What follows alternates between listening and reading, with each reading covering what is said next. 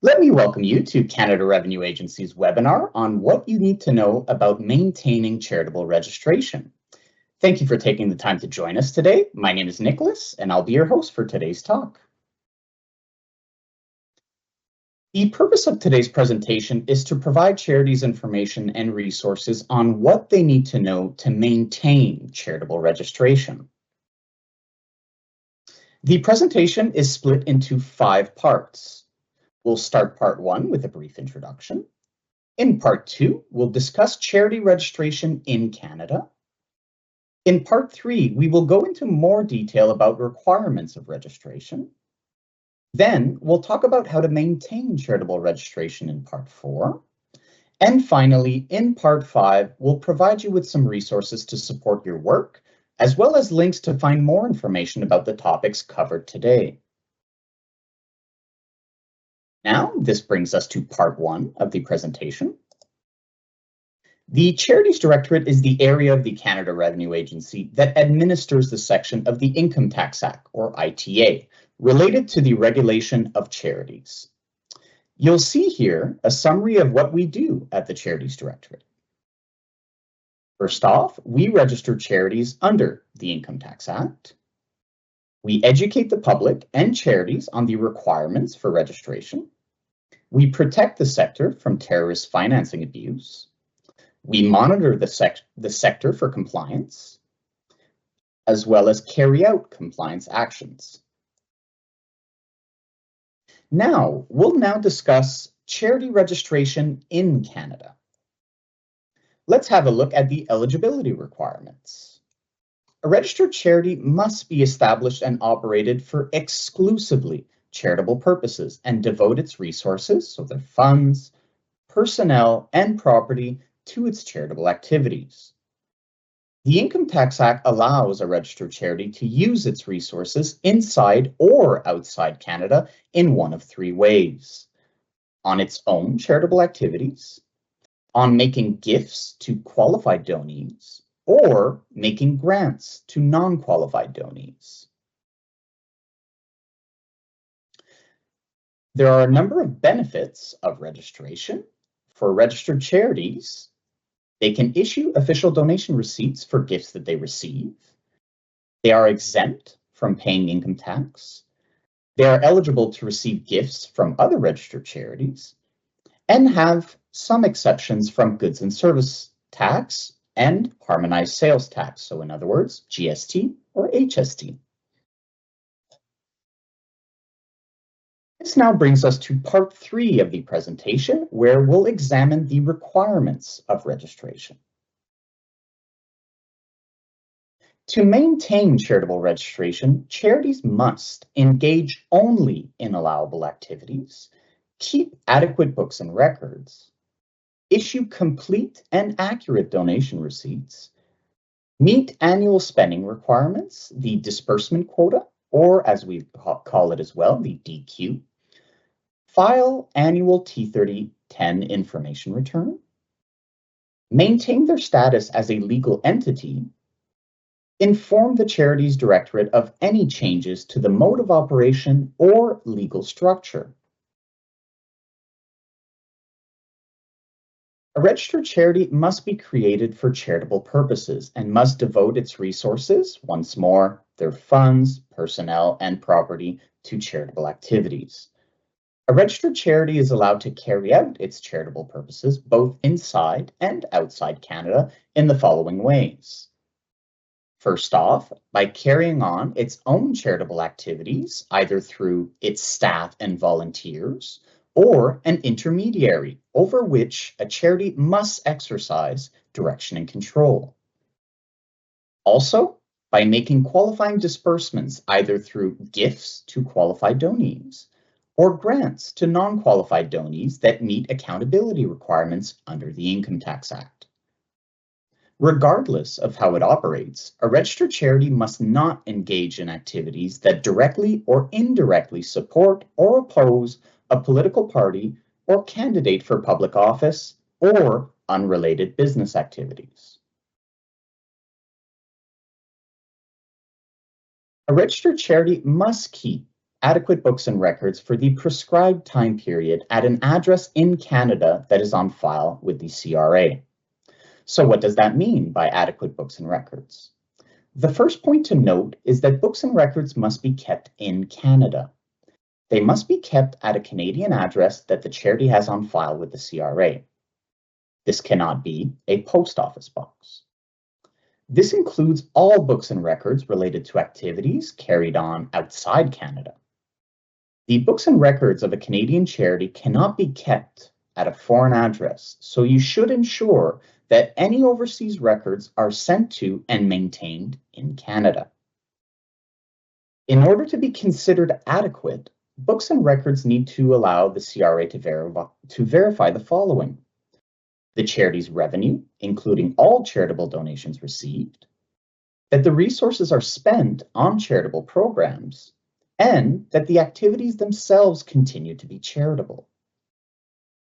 We recommend that you keep all supporting documentation that relates to your revenue and expenses and charitable activities. These supporting documents will help the CRA verify what we've just mentioned. It is also important that your books and records be maintained in one of Canada's official languages. They can be written in French, English, or in both languages. If they are not, you must have them translated into one of the official languages. A registered charity may only issue official receipts for donations that legally qualify as gifts. An official receipt must contain all of the information specified in Section 3501 of the Income Tax Regulation. Here you will see an example of an official donation receipt issued for a cash gift. These receipts must include the following information.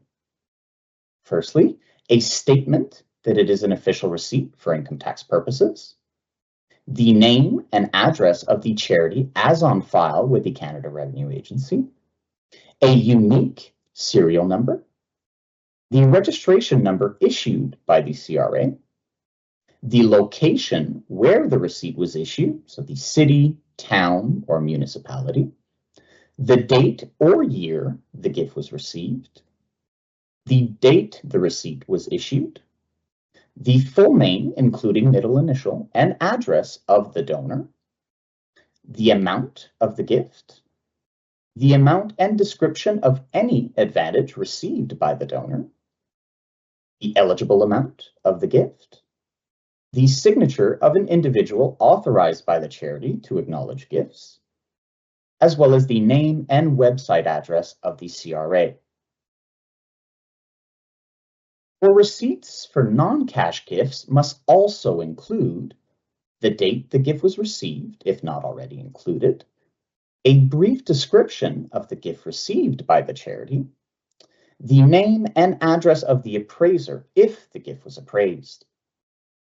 Sample official donation receipts are available on our Charities and Giving web pages on canada.ca. You should also note that effective on Royal Assent Budget 2024, proposed changes to simplify the issuance of official donation receipts and to align the process for issuing receipts with the modern practices of charities. The changes would be communicated on our website once they are implemented. The best way to keep up to date is to register for our electronic mailing list. Moving on to the disbursement quota. The disbursement quota is the minimum amount that your registered charity is required to spend each year on either its own charitable activities or qualifying disbursements through gifts to qualified donees or grants to non-qualified donees. The disbursement quota calculation is based on the value of your property not used for charitable activities or administration. Please note that as of January 1st, 2023, we no longer review or grant accumulation requests. Charities must now include all assets not used in charitable programs or administration in their disbursement quota calculation, which is done in Schedule 8 of the T3010 information return.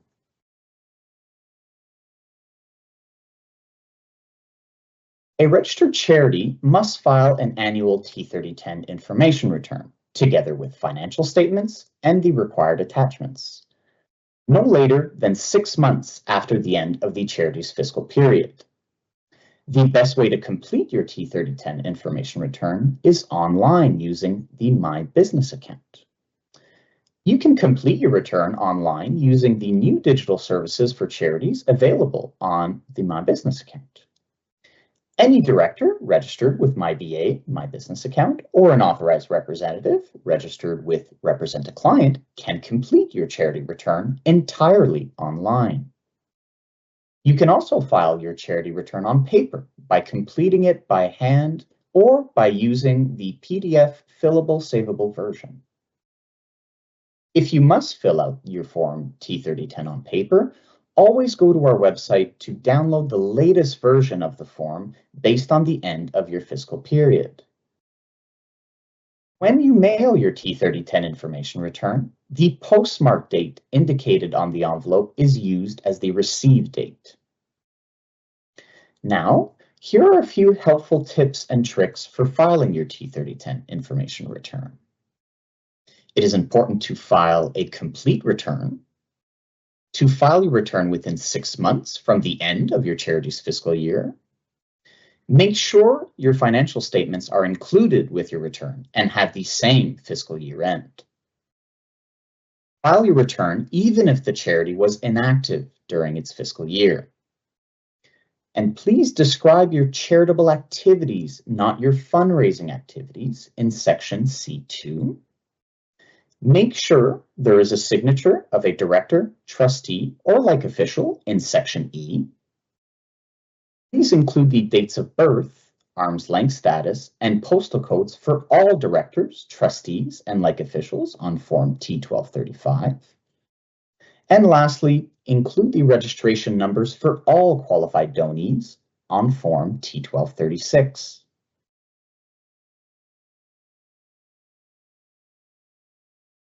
A registered charity that is constituted federally, provincially, or territorially must meet other specific requirements in addition to the requirements of the CRA in order to maintain its status as a legal entity.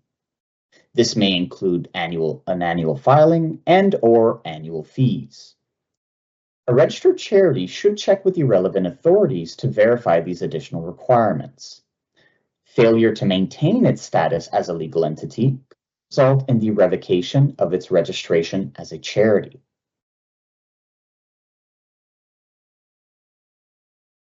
It is important that the Charities Directorate has accurate information about all registered charities in Canada. A registered charity should get confirmation from the Directorate before changing its stated objects and/or activities to make sure they qualify as charitable.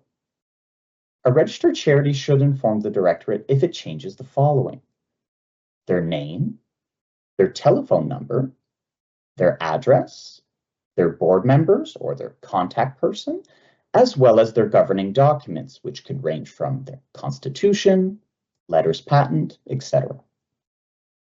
A registered charity must also obtain prior approval from the Directorate before changing its fiscal year end. A lot of this information can be updated online using the My Business account.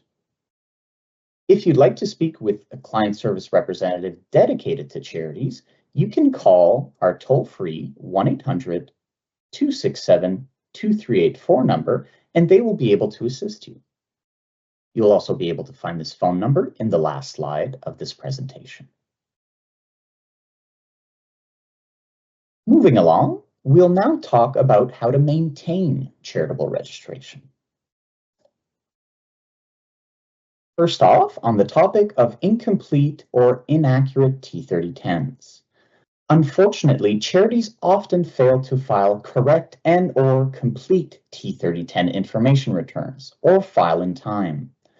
The most common issues include missing or incorrect amounts reported, the date of birth and start or end dates of the term for all directors that are not reported on the Form T1235, directors, trustees, and like official worksheets, and financial statements that are not filed with the T3010.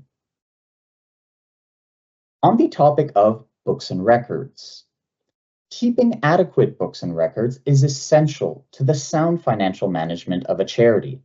It also builds trust with the donor community and is necessary to maintain registered status. Adequate books and records allow the Canada Revenue Agency to verify donations made to the charity and to ensure proper use of charitable resources.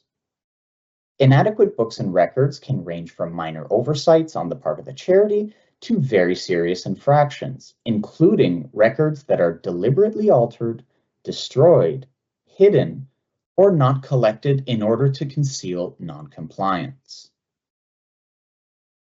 Moving along to donation receipts. Charities often issue receipts with inaccurate or missing required elements. For example, a charity may issue a receipt that fails to show the donor's address, the name of Canada Revenue Agency, and CRA website, or a statement that it is an official receipt for income tax purposes.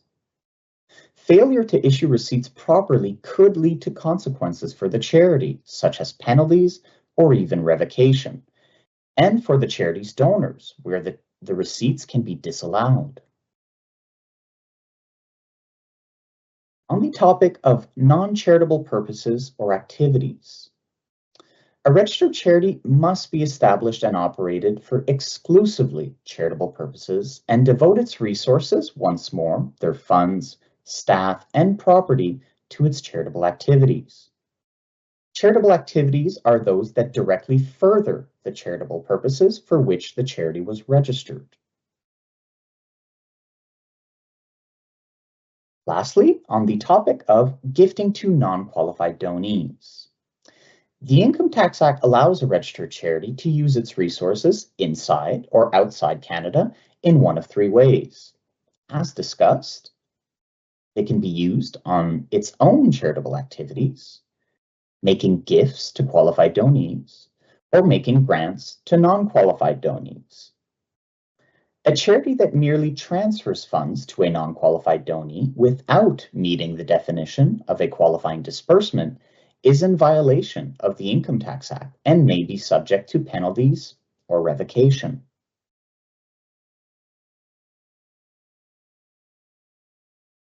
Now, with respect to abusing or misusing tax receiving privileges, mainly the lending registration number. A charity is responsible for all receipts issued under its name and registration number. It must account for the corresponding donations on its annual T3010 information return and its books and records. Under no circumstances should a registered charity issue donation receipts on behalf of another organization or lend its registration number to another organization for receiving purposes. A charity that lends its registration number may have its receiving privileges suspended and or lose its registered status.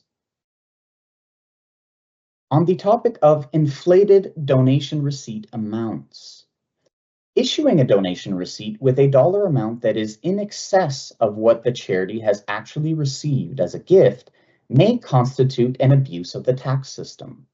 However, issuing a donation receipt for an inflated amount is not always deliberate. For example, it can be difficult for a charity to establish the fair market value of a non-cash gift.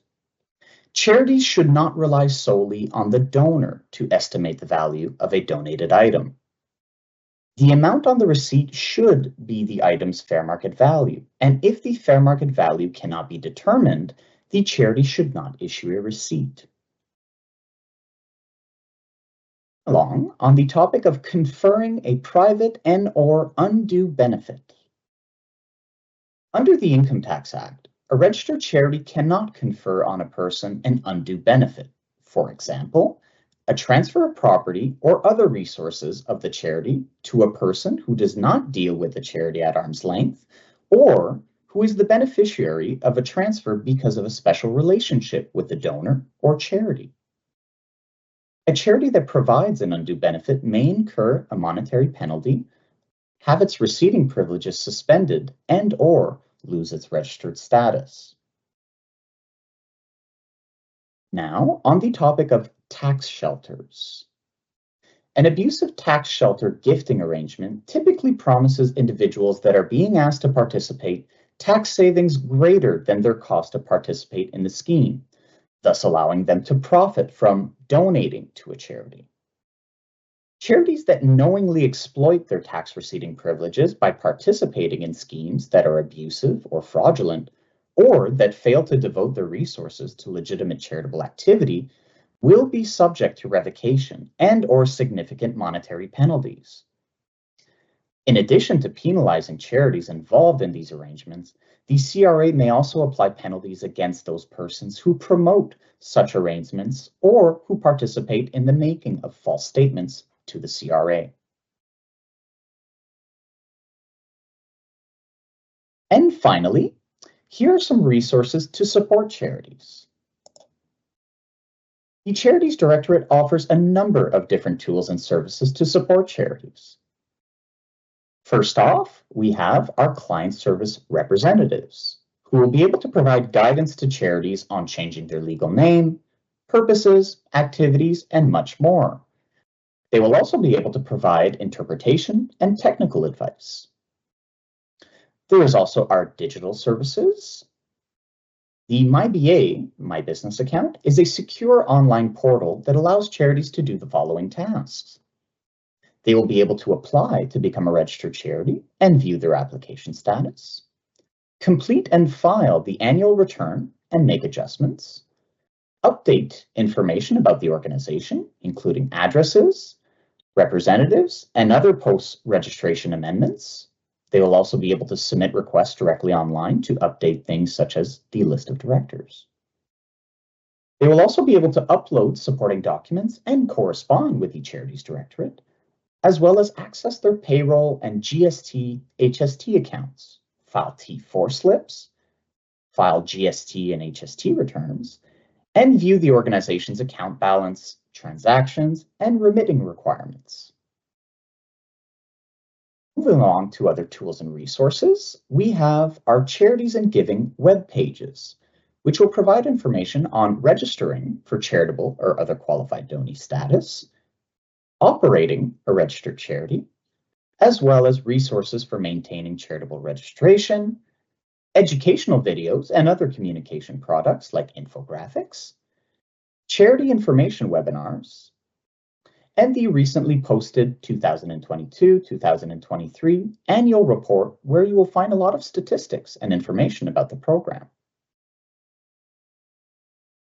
There is also our electronic mailing list, which will allow subscribers to receive updates when new information is added to the website, such as updates to our web pages, guidance or advice on maintaining registered status, or general information for the charitable sector.